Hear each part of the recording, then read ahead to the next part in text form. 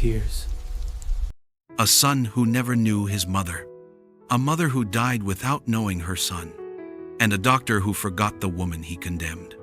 This is not just a story about abandonment.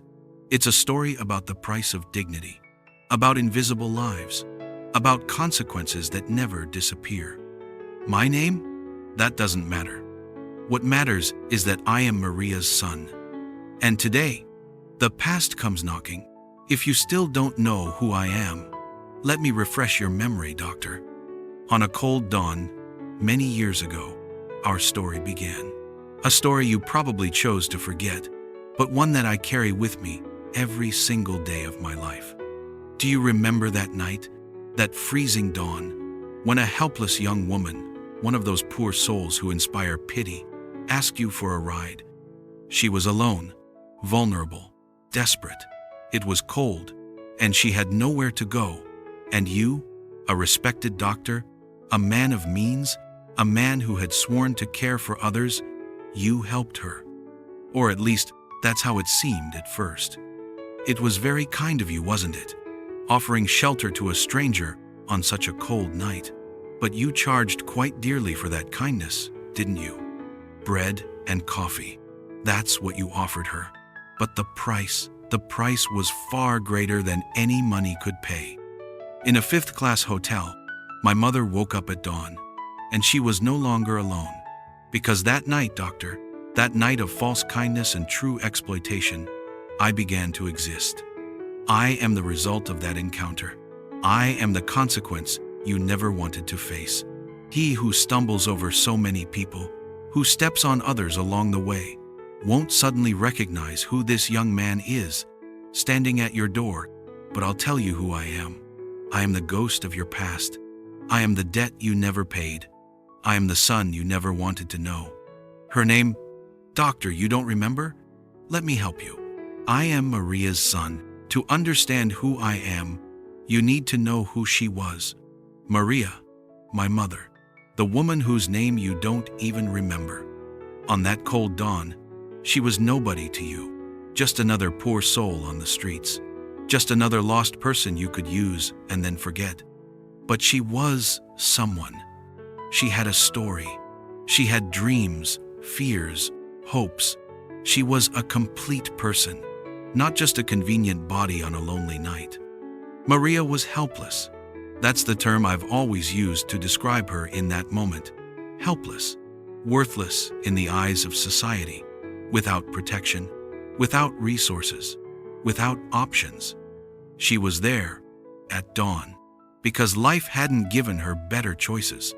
She was there because the world had pushed her to that place. She was there because people like you, doctor, people with power and privilege, built a system where people like her have no safe place to be. And then you appeared, a doctor, a respected man, in your comfortable car, protected from the cold that she felt in her bones. She asked you for a ride, not because she wanted to take advantage of you, not because she had ulterior motives, but because she was desperate, because it was cold, and she was alone, because she needed help, and you were the only option at that moment. You helped her, doctor. That's true. You didn't drive past. You stopped. You opened your car door. And for a moment, maybe she thought there was still kindness in the world. But that wasn't kindness. It was opportunism. It was exploitation disguised as charity. It was the kind of help that leaves deeper scars than outright rejection. You took her to a hotel. Not a decent place. No, a fifth-class hotel. The kind of place where nobody asks questions. The kind of place where desperate people end up when they have nowhere else to go. And there, you offered her bread and coffee, basic food, the bare minimum. And then, you charged your price. Not in money, of course. People like you never charge in money. You charge in dignity. You charge in humanity. You charge in ways that don't show up in any bank account, but destroy entire lives. You charged dearly, doctor. For bread and coffee, you charged everything she had. And then you left something behind. You left me. In a fifth-class hotel, my mother woke at dawn, And she was no longer alone, no longer just with her poverty, with her desperation, with her loneliness. Now she was with me, with a life growing inside her, a life she didn't plan, a life you created and then abandoned. And so my journey began, not in a comfortable cradle, not in a home filled with love, but there, in that miserable hotel, in that moment of desperation. I traveled in that womb, doctor, day and night and day, carried by a woman you used and discarded, a woman who now had to carry not just her own pain, but also the weight of a new life. My mother carried me alone, faced the world alone, suffered alone, while you went on with your comfortable life, completely forgetting that cold night and the woman you left behind. But I never forgot. Even before I was born, I was already part of this story. A story of injustice, a story of abandonment, a story that would end in tragedy. I traveled in that womb, doctor, day and night and day. That was my first home. Not a room prepared with love, not a cradle waiting for me, but the womb of a desperate woman, carrying a weight she never asked to carry. While I grew inside, temporarily protected from the cruel world that awaited me, my mother faced that world alone. Every day was a struggle. Every night was a battle. And I was there, growing, developing, preparing to be born into a world that didn't want me. Her name, doctor, you don't remember, do you? But I could never forget. Even though she died before I could really know her, I carry her name with me, Maria. My mother's name was Maria, and I am her son. Not your son, never your son. Because being a son is more than biology. Being a son is having someone who cares, someone who stays, someone who takes responsibility. And you were never any of those things to me. So don't call me your son. I wouldn't return that title. I wouldn't accept that connection. Because you lost the right to call me son on that cold dawn, when you decided that bread and coffee were worth more than a woman's dignity. Because the father who raised me wasn't you. The father who brought me up, who shaped me, who made me who I am, was the world. It was the street. The streets taught me everything. They taught me that the world is cruel to the poor. They taught me that people like you can do whatever they want to people like my mother and never face consequences. They taught me that kindness is rare, that exploitation is common, and that justice is a luxury that people like me can never afford. I grew up without hugs, without bedtime stories, without anyone to heal my wounds or dry my tears. I grew up hard, because the world gives no choice to the sons of the Marius of this world. Either you harden or you break. And I didn't break, doctor. I survived. I survived so I could be here, in this moment, at your door, making you remember what you tried to forget. The street taught me to be strong.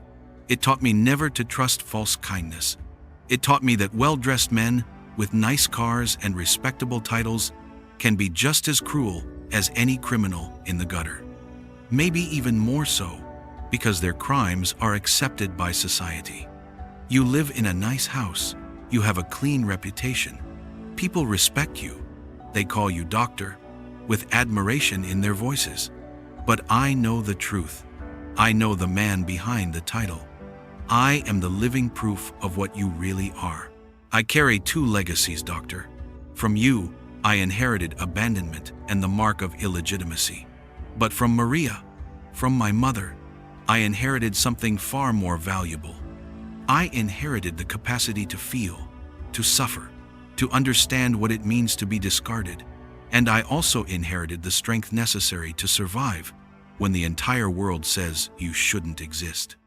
And now I'm here, before you, not as your son, but as the witness to your sin, as the living reminder of what you prefer to forget.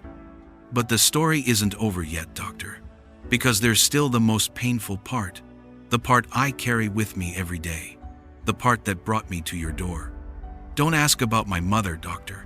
Don't ask about Maria, because this is the part of the story that hurts the most. This is the part that brought me here. This is the reason I'm standing at your door, making you remember. She barely knew me. My own mother barely had the chance to know me, to hold me, to look into my eyes, to whisper my name, to do all those things that mothers do with their children. And do you know why? Do you know why Maria never had the chance to be a mother? Why I never had the chance to have a mother? For lack of a doctor? Doctor.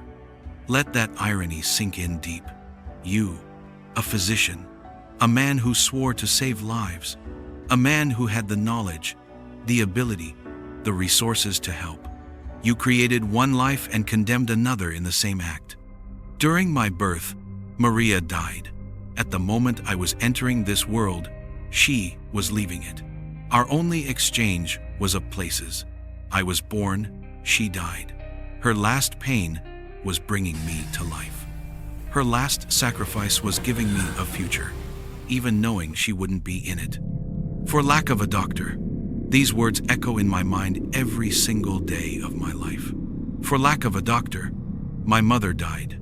There was no one qualified to help her, no doctor available for a poor woman, without resources, without a name, without importance in the eyes of society.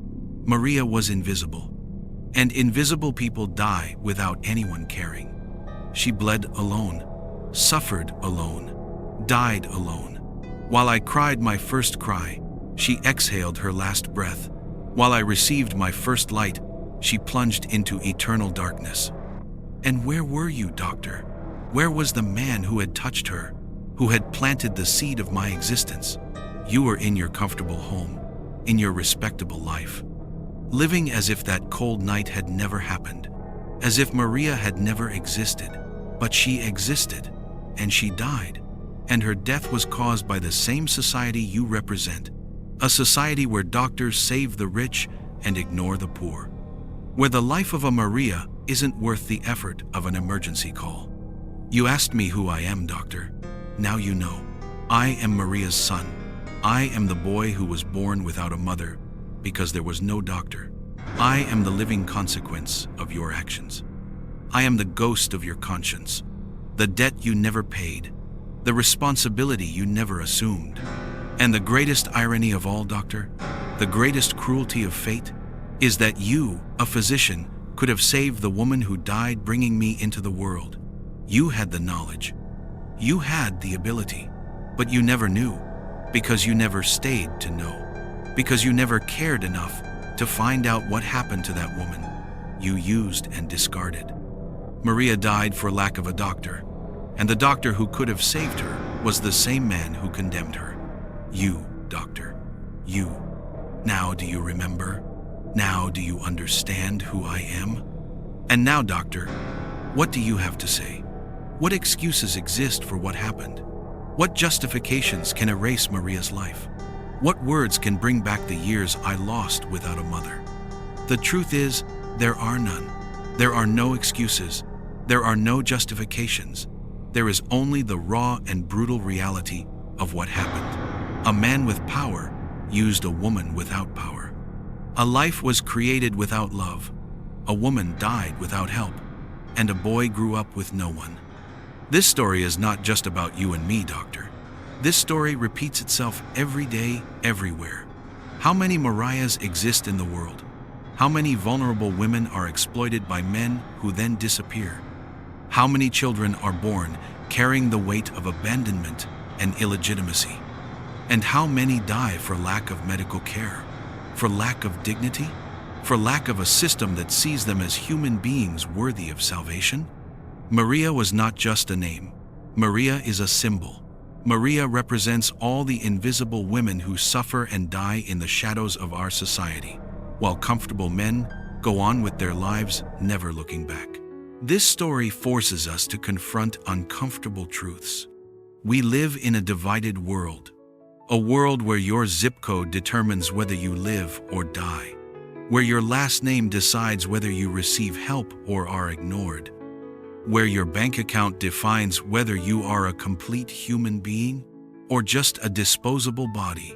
Doctors swear to save lives. But which lives? The lives that can pay? The lives that have insurance? The lives that matter to society? And the Marias? Who saves the Marias? This is not just a story about a negligent man. It's a story about a broken system. A system that allows people to fall through the cracks. A system that values some lives above others. A system that kills by omission as much as by action. And we are all part of that system. Every time we pass by someone in need, every time we close our eyes to injustice, every time we choose our comfort over the dignity of another human being, we all have a bit of the doctor in us. The question is not just, what should the doctor have done? The question is, what should we do? What will you do? I am Maria's son. I carry her story. I carry her pain, but I also carry her strength.